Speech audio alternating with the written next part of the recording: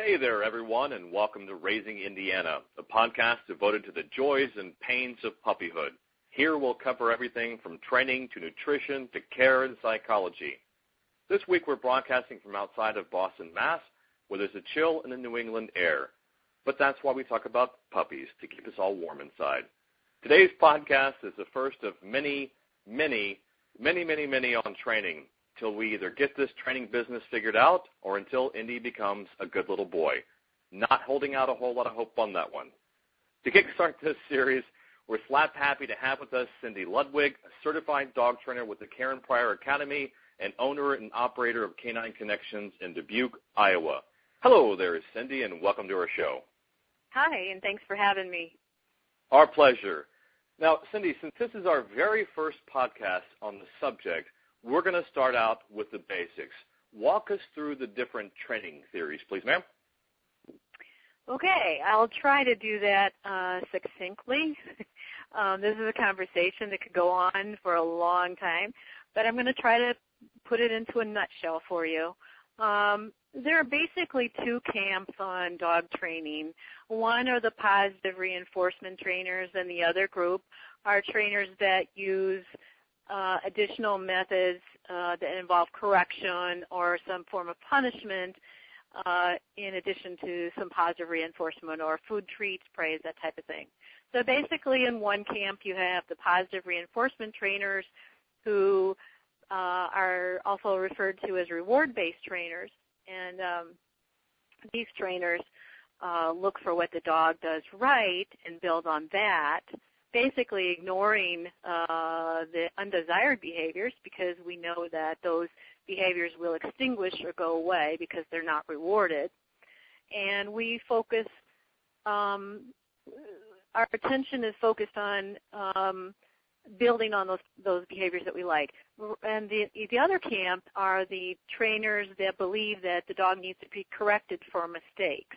So they use some kind of punishment or correction, it goes by various terms, to make sure the dog knows what they did wrong.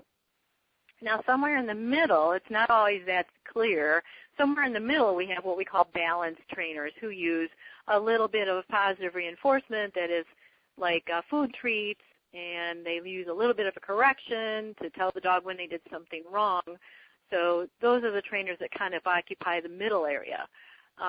So basically we have a division between positive trainers and trainers who use some form of correction or punishment, and then we've got those people that lie somewhere between the two camps. Just out of curiosity, I just thought of this question. If you were to do a survey of all trainers, what would the percentage between those three theories look like? I would say that actually, I know I just said there are basically two camps, but I would say the majority of trainers occupy the balanced area, where they use some positive reinforcement and some correction and punishment. Okay. I don't think there's a lot of people that lean more towards punishment without some degree of positive reinforcement.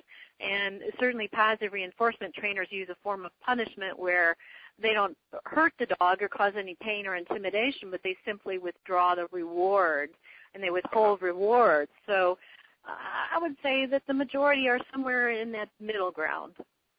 Okay. Now under the reward-based philosophy or theory, there are several different methods. Is that correct? Correct. Like I was looking at your website, like the third way, and then clicker training and everything. Give us a lowdown just on the different types of methods under the reward-based system.